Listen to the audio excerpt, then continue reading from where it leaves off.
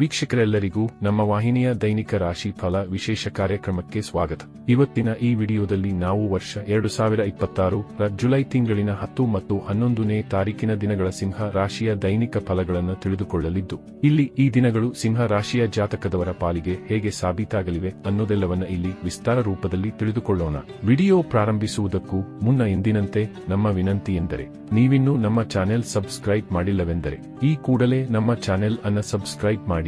ಜೊತೆಗೆ ನಮ್ಮೆಲ್ಲ ವಿಡಿಯೋಗಳ ನಿರಂತರ ಅಪ್ಡೇಟ್ಸ್ಗಳಿಗಾಗಿ ತಪ್ಪದೇ ಪಕ್ಕದ ಬೆಲ್ ಐಕಾನ್ ಬಟನ್ ಕೂಡ ಕ್ಲಿಕ್ ಮಾಡಿ. ನಿಮ್ಮ ಜೀವನದಲ್ಲಿಯೂ ಏನಾದರೂ ಸಮಸ್ಯೆಗಳು ಬಾಧಿಸುತ್ತಲಿದ್ದರೆ ಈ ಕೂಡಲೇ ಸ್ಕ್ರೀನ್ ಮೇಲೆ ಕಾಣ್ತಿರುವ ನಮ್ಮ ಗುರೂಜಿ ನಂಬರ್ಗೆ ಕರೆ ಮಾಡಿ ಶೀಘ್ರವೇ ಶಾಶ್ವತ ಪರಿಹಾರ ಕಂಡುಕೊಳ್ಳಿ. ವೀಕ್ಷಕರೇ, ಜುಲೈ ತಿಂಗಳಿನ 10ನೇ ತಾರೀಕಿನ ದಿನವೂ ಶುಕ್ರವಾರದ ದಿನವಾಗಿರಲಿದ್ದು, ಇಲ್ಲಿ ಜ್ಯೇಷ್ಠ ಮಾಸದ ಕೃಷ್ಣ ಪಕ್ಷದ ದಶಮಿಯ ತಿಥಿ ಇರಲಿದೆ. ಈ ದಿನದಂದು ಯೋಗಿನಿ ಏಕಾದಶಿಯೂ ಸಹ ಇರಲಿದೆ.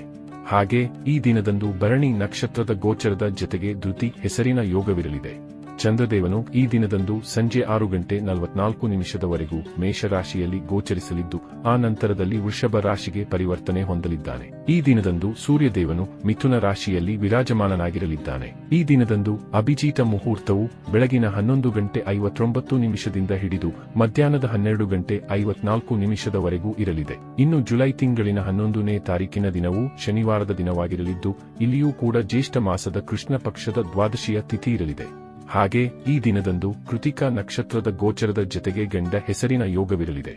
ಚಂದ್ರದೇವನು ಈ ದಿನದಂದು ವೃಷಭ ರಾಶಿಯಲ್ಲಿ ಗೋಚರಿಸಲಿದ್ದು, ಇಲ್ಲಿ ಸೂರ್ಯದೇವನು ಮಿಥುನ ರಾಶಿಯಲ್ಲಿ ವಿರಾಜಮಾನನಾಗಿರಲಿದ್ದಾನೆ. ಈ ದಿನದಂದು ಅಭಿಜಿತ ಮುಹೂರ್ತವು ಬೆಳಗಿನ 11:59 ಹಿಡಿದು ಮಧ್ಯಾಹ್ನದ 12:54 ಇರಲಿದೆ. ವಿಶೇಷವೆಂದರೆ ಈ ದಿನದಂದು ತ್ರಿಪುಷ್ಕರ ಯೋಗ, ಸರ್ವಾರ್ಥ ಸಿದ್ಧಿ ಯೋಗ ಮತ್ತು ಅಮೃತ ಸಿದ್ಧಿ ಯೋಗದಂತಹ ಶುಭ ಯೋಗಗಳು ಸಹ ಪ್ರಭಾವ ಬೀರಲಿವೆ. ವೀಕ್ಷಕರೇ, ಇದು ಈ 2 ದಿನಗಳ ಗ್ರಹ, ನಕ್ಷತ್ರ ಮತ್ತು ಯೋಗಗಳ ಕುರಿತಾಗಿರುವ ಮಾಹಿತಿಯಾಗಿದ್ದು, ಈ ಮಾಹಿತಿಯನ್ನೇ ಆಧರಿಸಿ ಈಗ ಈ ದಿನಗಳ ಸಿಂಹ ರಾಶಿಯ ಫಲಗಳನ್ನು ನೋಡೋಣ.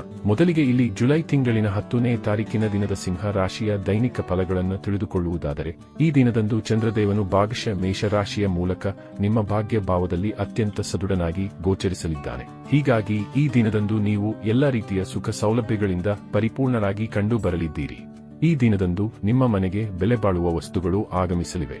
ಇಲ್ಲಿ ಸುಖಕ್ಕೆ ಸಂಬಂಧಿತ ಸಾಧನಗಳ ಪ್ರಾಪ್ತಿಯೂ ಕೂಡ ಉಂಟಾಗಲಿದೆ. ಜೊತೆಗೆ ಇಲ್ಲಿ ನಿಮಗೆ ಮಾತಾ ಪಿತೃವಿನ ಸುಖವೂ ಕೂಡ ಖಂಡಿತ ಲಭಿಸಲಿದೆ.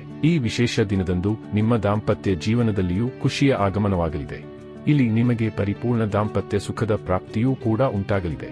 ಅಲ್ಲದೆ ಇಲ್ಲಿ ನಿಮ್ಮಲ್ಲಿ ಸಾಕಷ್ಟು ಉತ್ಸಾಹ, ಆತ್ಮವಿಶ್ವಾಸ ಕೂಡ ಕಂಡು ಬರಲಿದ್ದು, ಹೀಗಾಗಿ ಈ ದಿನದಂದು ನೀವು ನಿಮ್ಮ ಜವಾಬ್ದಾರಿಗಳನ್ನು ಸಹ ಉತ್ತಮ ರೀತಿಯಲ್ಲಿ ನಿಭಾಯಿಸಬಲ್ಲವರಾಗಿ ಕಂಡು ಬರಲಿದ್ದೀರಿ. ವಿಶೇಷವಾಗಿ ಈ ದಿನದಂದು ನಿಮ್ಮ ಬಹುತೇಕ ಪೆಂಡಿಂಗ್ ಕಾರ್ಯಗಳನ್ನು ನೀವು ಸಂಪನ್ನಗೊಳಿಸಬಲ್ಲವರಾಗಿಯೂ ಕಂಡು ಬರಲಿದ್ದೀರಿ. ಇಲ್ಲಿ ನಿಮ್ಮ ಕರ್ಮಕ್ಷೇತ್ರದಲ್ಲಿಯೂ ನೀವು ಉತ್ತಮ ಸಮಯ ಹೊಂದಿರಲಿದ್ದು, ಇಲ್ಲಿ ವಿಶೇಷ ಪದವಿಯನ್ನು ಸಹ ನೀವು ಹೊಂದಬಹುದಾಗಿದೆ. ಈ ದಿನದಂದು ಕರ್ಮದಿಂದ ಯಾರೂ ವಂಚಿತರಾಗಿರುವುದಿಲ್ಲ. ಇಲ್ಲಿ ಕರ್ಮಹೀನರು ಕೂಡ ಕೆಲಸ ಕಾರ್ಯಗಳಲ್ಲಿ ಸಾಕಷ್ಟು ವ್ಯಸ್ತರಾಗಿ ಕಂಡು ಬರಲಿದ್ದಾರೆ. ಇಲ್ಲಿ ವಿಶೇಷವಾಗಿ ನಿಮಗೆ ಏಕಾಗ್ರತೆಯ ಪ್ರಾಪ್ತಿಯೂ ಉಂಟಾಗಲಿದ್ದು, ಹೀಗಾಗಿ ಇಲ್ಲಿ ನಿಮ್ಮ ಕೆಲಸ ಕಾರ್ಯಗಳಲ್ಲಿ ಹೆಚ್ಚು ಫೋಕಸ್ಡ್ ಆಗಿ ಕಂಡು ಬರಲಿದ್ದೀರಿ. ಈ ದಿನದಂದು ನೌಕರಿ ವಂಚಿತ ಜಾತಕದವರ ಪಾಲಿಗೂ ಸಮಯ ಉತ್ತಮವಾಗಿ ಸಾಬೀತಾಗಲಿದ್ದು, ಇಲ್ಲಿ ನೌಕರಿ ವಂಚಿತರು ಪ್ರಯತ್ನಿಸುವಿರಾದರೆ ಖಂಡಿತ ಉತ್ತಮ ನೌಕರಿಯ ಪ್ರಾಪ್ತಿ ಉಂಟಾಗಲಿದೆ. ಇಲ್ಲಿ ನಿಮಗೆ ವಿಶೇಷ ಅವಕಾಶಗಳ ಪ್ರಾಪ್ತಿ ಉಂಟಾಗಲಿದ್ದು, ಇಲ್ಲಿ ನಿಮಗೆ ಇಚ್ಛಾನುಸಾರದ ನೌಕರಿಯ ಪ್ರಾಪ್ತಿ ಉಂಟಾಗಲಿದೆ. ಇನ್ನು ಇದರ ನಂತರದಲ್ಲಿ ಜುಲೈ ತಿಂಗಳಿನ 11ನೇ ತಾರೀಕಿನ ದಿನದ ಸಿಂಹ ರಾಶಿಯ ದೈನಿಕ ಫಲಗಳ ಕುರಿತಾಗಿ ತಿಳಿದುಕೊಳ್ಳುವುದಾದರೆ, ಈ ದಿನದಂದು ಚಂದ್ರದೇವನು ವೃಷಭ ರಾಶಿಯ ಮೂಲಕ ನಿಮ್ಮ ಕರ್ಮ ಭಾವದಲ್ಲಿ ಗೋಚರಿಸಲಿದ್ದಾನೆ. ಹೀಗಾಗಿ ಈ ಪೂರ್ತಿ ದಿನ ನಿಮ್ಮ ಪಾಲಿಗೆ ಅತ್ಯಧಿಕ ಶುಭ ಫಲಗಳಿಂದ ಕೂಡಿರಲಿದೆ. ಈ ದಿನದಂದು ನಿಮ್ಮ ಸಂತಾನಕ್ಕೆ ಲಭಿಸುವ ಯಶಸ್ಸು ನಿಮಗೆ ಸಂತಸವನ್ನು ಉಂಟು ಮಾಡಲಿದೆ. ಈ ದಿನದಂದು ನೀವು ಸಮಾಜದಲ್ಲಿ ವಿಖ್ಯಾತಿ ಹೊಂದಲು ಅನೇಕ ಅವಕಾಶಗಳು ಲಭಿಸಲಿವೆ. ಈ ದಿನದಂದು ನೀವು ನಿಮ್ಮ ಮಾನ ಪ್ರತಿಷ್ಠೆಯನ್ನ ವೃದ್ಧಿಸಿಕೊಳ್ಳಲಿದ್ದೀರಿ. ವಿಶೇಷವಾಗಿ ಈ ದಿನದಂದು ನೀವು ಉತ್ತಮ ಸಲಹೆಗಾರರಾಗಿಯೂ ಸಾಬೀತಾಗಲಿದ್ದೀರಿ. ಈ ವಿಶೇಷ ದಿನದಂದು ನಿಮ್ಮ ಸರ್ಕಾರಿ ಕಾರ್ಯಗಳು ಕೂಡ ಸುಗಮಕ್ಕೆ ನೆರವೇರಬಹುದಾಗಿವೆ. ಇಲ್ಲಿ ರಾಜಕೀಯ ಕ್ಷೇತ್ರದಲ್ಲಿರುವ ಜಾತಕದವರು ಮಾನ ಪ್ರತಿಷ್ಠೆಯ ಜೊತೆಗೆ ಉಚ್ಚ ಪದವಿಯನ್ನು ಹೊಂದಬಹುದಾಗಿದೆ.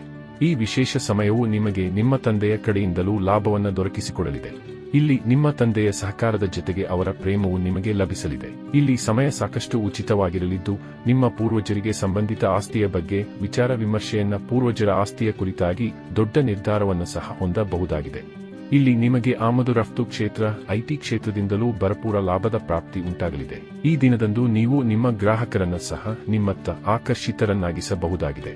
ಇಲ್ಲಿ ನೌಕರಸ್ಥ ಜಾತಕದವರು ಕೂಡ ತಮ್ಮ ಹಿರಿಯ ಅಧಿಕಾರಿಗಳು ಸೇರಿದಂತೆ ತಮ್ಮ ಸಹೋದ್ಯೋಗಿಗಳೊಂದಿಗೆ ಉತ್ತಮ ಸಂಬಂಧವನ್ನು ಹೊಂದಿರಲಿದ್ದಾರೆ. ಇಲ್ಲಿ ಅವರಲ್ಲಿ ನೀವು ಸಂತಸವನ್ನು ಸಹ ಉಂಟು ಮಾಡಬಹುದಾಗಿದೆ.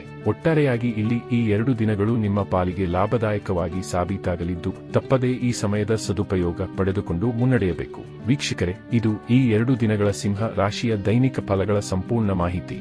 ಈ ಮಾಹಿತಿ ನಿಮಗೆ ಇಷ್ಟವಾದರೆ ವಿಡಿಯೋವನ್ನು ಲೈಕ್ ಮತ್ತು ಶೇರ್ ಮಾಡಿ. ಹಾಗೆ ಚಾನೆಲ್ ಸಬ್ಸ್ಕ್ರೈಬ್ ಮಾಡುವುದರೊಂದಿಗೆ ನಿರಂತರ ವಿಡಿಯೋ ಅಪ್ಡೇಟ್ಸ್ಗಳಿಗಾಗಿ ತಪ್ಪದೇ ಪಕ್ಕದ ಬೆಲ್ ಐಕಾನ್ ಬಟನ್ ಕೂಡ ಕ್ಲಿಕ್ ಮಾಡಿ.